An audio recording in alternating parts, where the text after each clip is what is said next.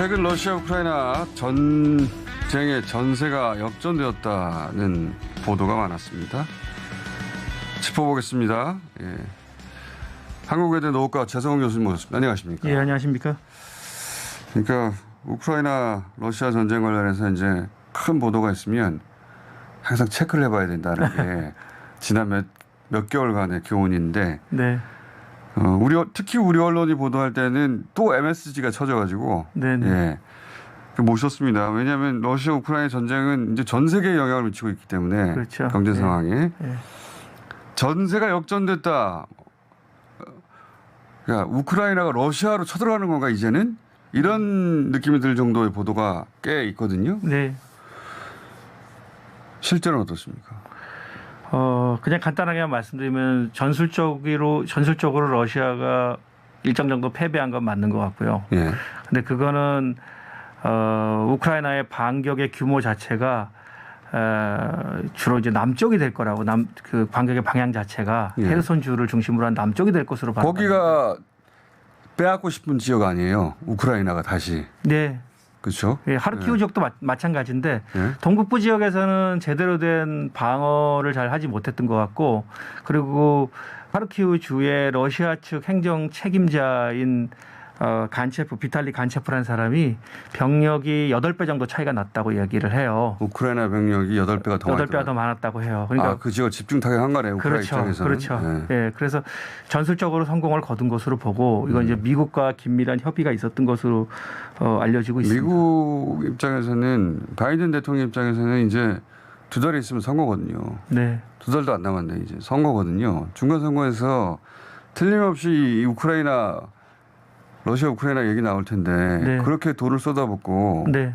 얻은 게 뭐냐, 그렇죠. 그런 얘기가 딱 나올 타이밍이기 때문에 뭔가 성과가 필요한 상황이었어요. 그러니까 미국의 어떤 그 무기뿐만 아니라 네. 전술적 지원과 함께 이게 이루어진 게 아닐까 싶기도 해요. 예, 이미 9월 1일 날 CNN이 미국 그 당국자의 말을 인용을 해서 우크라이나의 반격 작전을 직접적으로 지원하고 있다고 얘기했고요. 네. 그렇군요.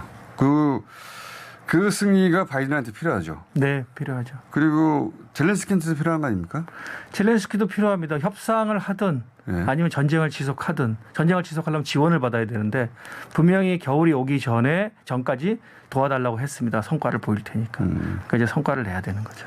그 젤렌스키 대통령이 자 그럼 협상으로 들어가겠다라고 하려고 해도 성과가 필요한 것이고, 그러니까 젤렌스키 대통령하고 바이든 대통령이 그 점에서 이제 이해가 맞아떨어진 부분이 있는 것 같아요. 그렇죠. 많은 부분이 맞아떨어지지 않는데 이제 그 부분은 맞아떨어진 거죠. 그래서 무기도 지원하고 전술적 지원도 하고, 네. 특정 지역에서 하르키우라는 지역에서 8배 이상의 네. 거기에 주둔하고 있던 러시아 군보다 8배 이상을 투입해서 네. 그 지역 일부를 탈환하는 성공했다. 네. 근데 그러면 전세는 역전됐느냐? 네.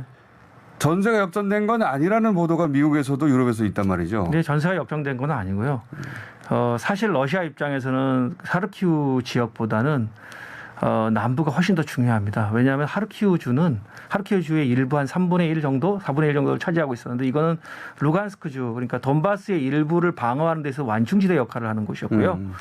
그리고 이제 헤르손주나 남부에 있는 헤르손주나 이제 자포리자주 이런 지역은 실제로 크림반도의 완충지대이자 돈바스와 크림반도를 연결하는 지역에 있습니다. 그렇기 때문에 훨씬 더 남부 지역이 러시아로서는 중요한 지역이죠. 크림반도는 진작에 병합된 곳이고, 네. 이번에는 돈바스라는 지역을 목표로 이제 러시아가 쳐들어온 건데, 네. 근데 돈바스 지역은 지금 장악한 거 아닙니까? 돈바스 지역은 일부 장악 못했죠. 도네츠크 주의 일부는 장악하지 못했고, 루안스크 주는 완전히 장악했고요. 루안스크 주는 완전히 장악했고. 네.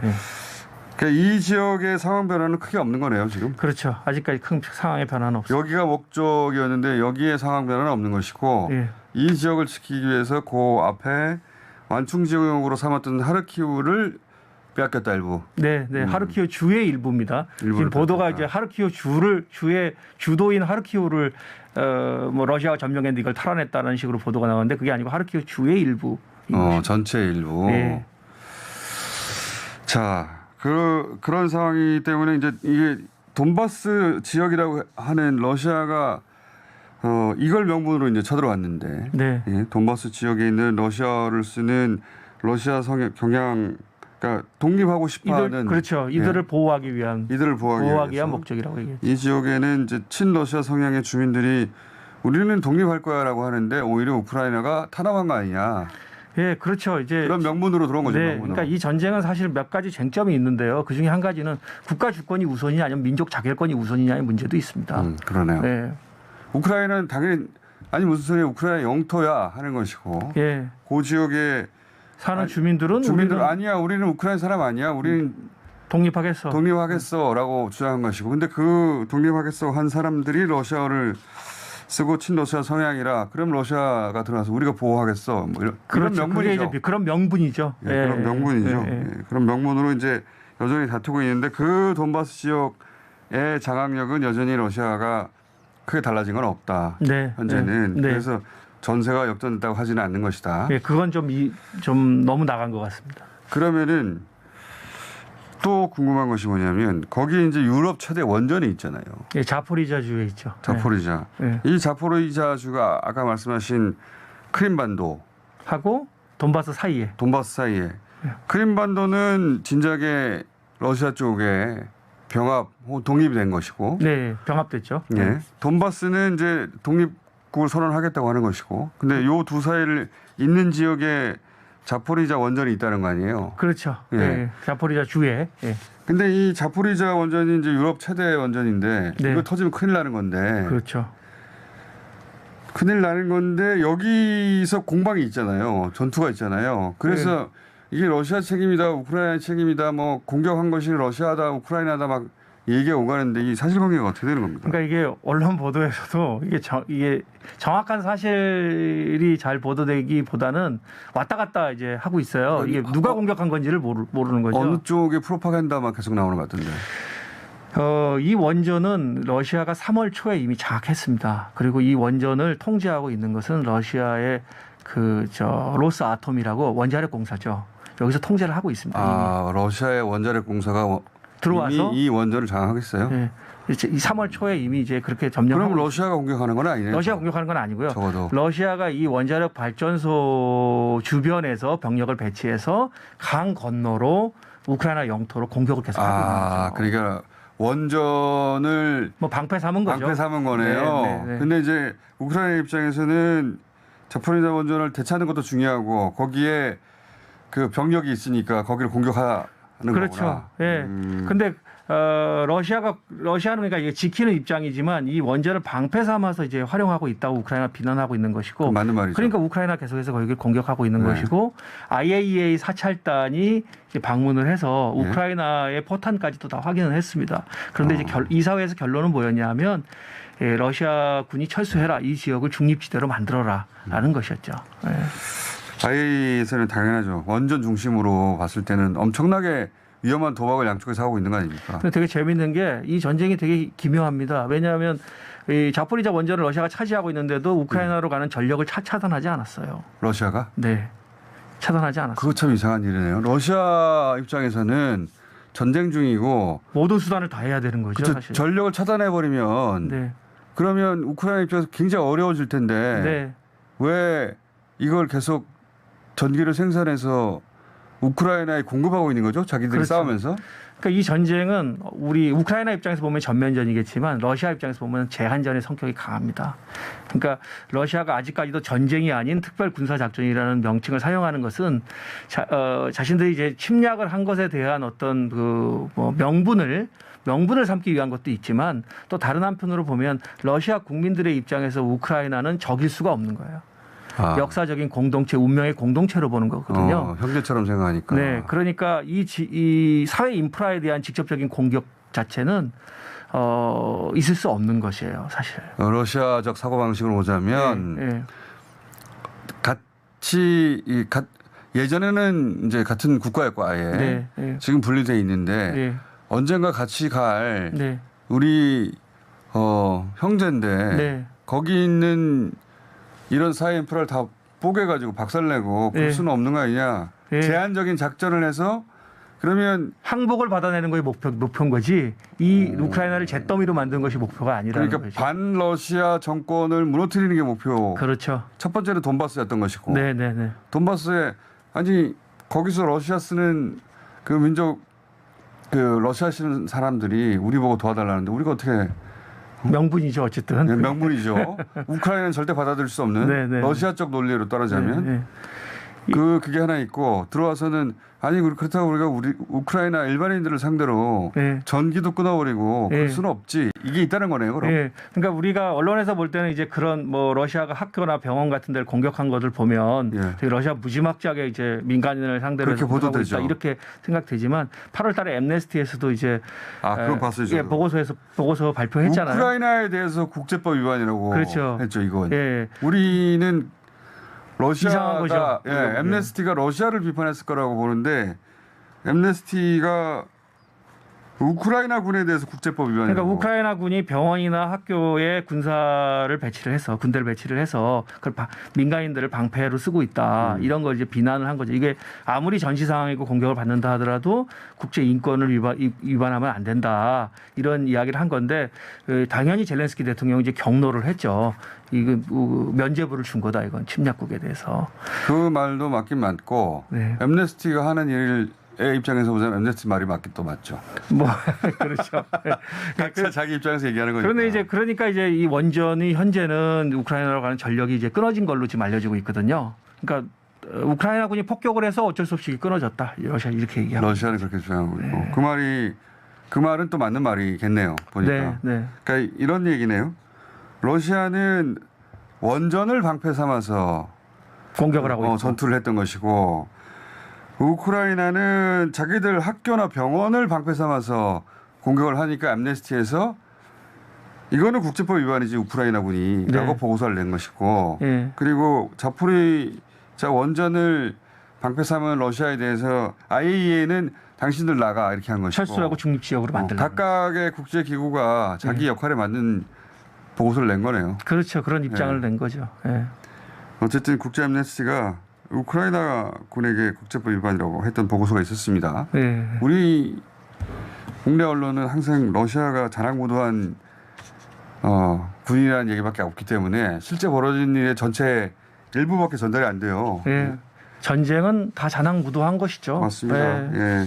자, 전세 역전은 안 됐다. 네. 하지만 하르키우 지역에서 일부 탈환한 것은 맞다. 그럼요. 예. 네.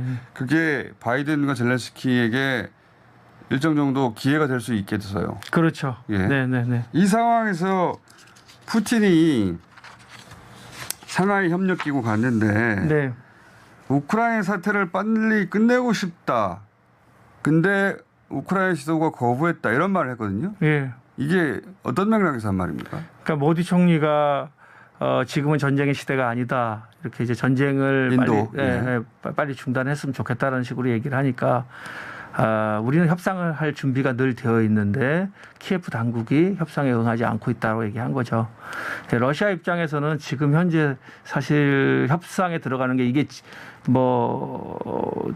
페인트든 아니면 이제 실질적인 협상에 들어가든 어찌됐든 나쁠 게 없다라고 보는 것이고요. 하지만 우크라이나 그러니까 젤렌스키 정부 같은 경우에는 기존의 입장 그러니까 러시아군이 철수하기 이전까지는 협상 없다라는 입장을 계속 고수하고 있습니다.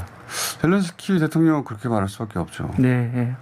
젤렌스키 대통령 입장에서는 러시아가 침략해 들어와서 영토를 그렇게 많이 뺏어갔는데 네. 그 영토 뺏긴 걸 인정한 다음에 휴전을 한다는 거는 있을 수 없는 일이고 본인이 재선할 수도 없는 일이고 그렇죠. 역사에 이제 기록되겠죠. 그렇게 네. 절대 받아들일 수 없는 건데 근데 이제 푸틴 대통령 입장에서는 돈바스는 어느 정도 확보한 것 같고 네. 그리고 이 중간 지역도 확보했으니까 네. 두 개를 연결해 버리면 네. 크림반도하고 두 개를 연결해 버리면 안정적으로 그 지역을 가져갈 것이고 네. 그러면서 이제 젤렌스키를 실각시키려는 거 아닙니까? 이 전쟁이 아까도 제가 제한전이라고 말씀드렸는데 이 전쟁의 목표는 우크라이나를 완전히 장악하고 점령하는 것이라기보다는 돈바스 지역과 크림반도의 안전을 보장받는 것이에요. 첫 번째 그렇고. 예. 그리고 특히 이제 돈바스 지역 같은 경우에는 빼앗겼던 그러니까 이제 그 지역 주민들의 입장에서 보면 그 영토를 수복하는 것이고 일정 정도 완충지대를 또 형성하는 것 정도예요. 그 다음에는 젤렌스키 정부를 무너뜨리려는 거예요. 그게 미국이 이라크 쳐들어갔을 때 후세인 정권을 무너뜨리려고 했다는 목적 때문에 거기 대량 살상 무기 없는데 있다고 거짓말하고 쳐들어간 거 아닙니까? 결국은 그 이라크의 입장에서 보면 그 이제 거슬러 올라가서 미국도 침략해 들어온 거거든요. 그렇죠. 그 후세인이 독재 정권을 만드는데 그 독재 정권을 바꿀지 말 건지는 이라크 국민들이 결정해야 되는데 미국이 대신 결정했죠. 그렇죠. 예.